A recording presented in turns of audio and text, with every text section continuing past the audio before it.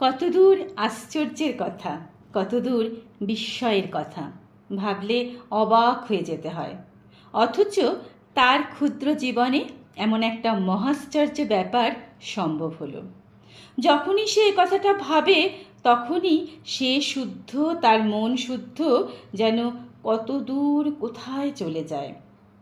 ওই ভদ্রলোকের একটি মাত্র ছেলে, নাম সুবোধ। তারই সঙ্গে তার বিয়ের সম্বন্ধ হয়েছে। সুবোধকে এই সম্বন্ধর আগে তাদের বাড়িতে কয়েকবার সে যাতায়াত করতে দেখেছে। বেশ ফর্সা, লম্বা মতো মুখ। এবার ম্যাট্রিক দিয়েছে। এখনও অবশ্য পরীক্ষার ফল বার হয়নি। আগে আগে সত্যি কথা বলতে গেলে সুবোধের মুখ পুটি তত পছন্দ করতো না।